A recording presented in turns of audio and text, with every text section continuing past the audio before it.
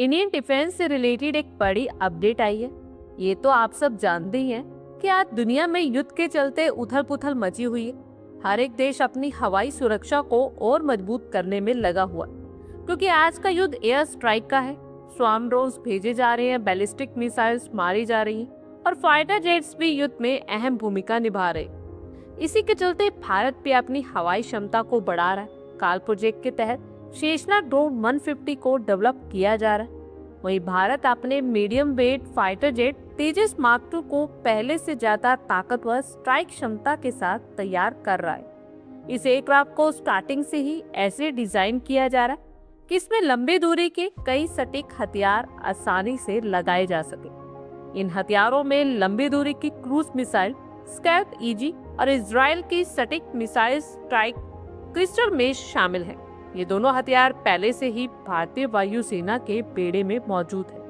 Dassault Rafale और upgraded Dassault Miraj 2000 जैसे aircraft में ये इस्तेमाल किए जाते हैं। तेजस मार्क II को तेजस फैमिली का बड़ा और ज्यादा ताकतवर वर्जन माना जा रहा है। इसे भारतीय वायुसेना के future medium wait fighter jet की जरूरत को पूरा करने के लिए बनाया जा रहा है। इस विमान को एरोनॉटिकल डेवलपमेंट एजेंसी ने डिजाइन किया और इसका प्रोडक्शन हिंदुस्तान एरोनॉटिक्स लिमिटेड कर रही।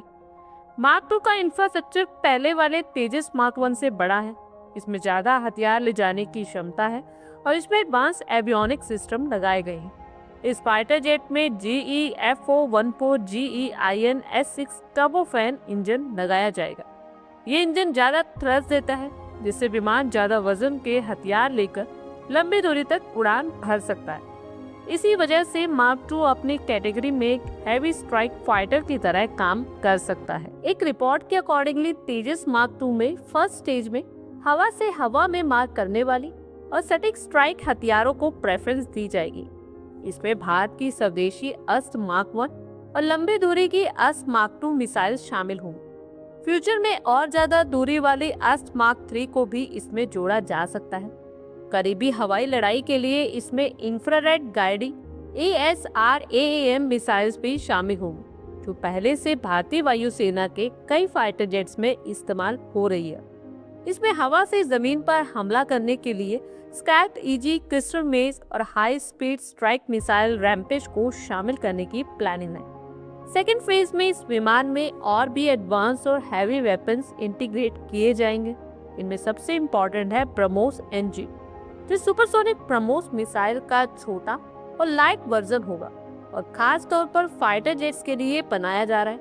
इसके अलावा इसमें रुद्रम एंटी रेडिएशन मिसाइल्स भी होंगी, जो दुश्मन के रडार और एयर डिफेंस सिस्टम को नष्ट करने के लिए बनाई गई है। एक और हथियार सुदर्शन लेजर गाइडेड बॉम्ब होगा, जो लेजर टेक्निक की हेल्प से बहुत एक्यूरेटली टारगेट को हिट कर सकती है। इन सभी हथियारों के साथ तेजस मार्क II कई तरह के मिशंस को अंजाम दे सकेगा और इसमें हवाई श्रेष्ठता हासिल करना, दुश्मन के ठिकानों पर गहरे हमले करना, एयर डिफेंस सिस्टम को नष्ट करना और एक्यूरेट ग्राउंड अटैक करना शामिल है।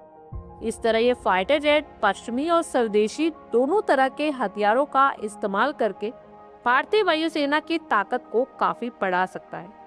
भारत का नेक्स्ट जनरेशन फाइटर जेट तेजस मार्क II का विकास अब अगले चरण में पहुंच गया है। इसका पहला प्रोटोटाइप लगभग 70% कंप्लीट हो गया और एयरक्राफ्ट का ऑफिशियल रोल आउट साल 2026 में ही हो सकता है। हालांकि भारतीय वायुसेना द्वारा तेजस मार्क II एयरक्राफ्ट की खरीद को लेकर अभी तक कोई भी ऑफिशियल अनाउंसमेंट नहीं की गई है, लेकिन माना जा रहा है कि कम से कम 200 Tejas mark II fighter jets fleet में शामिल किए जाए। वायुसेना पहले ही 180 तेजस मार्क I एयरक्राफ्ट के ऑर्डर दे चुकी है और 40 तेजस मार्क I का इस्तेमाल करें।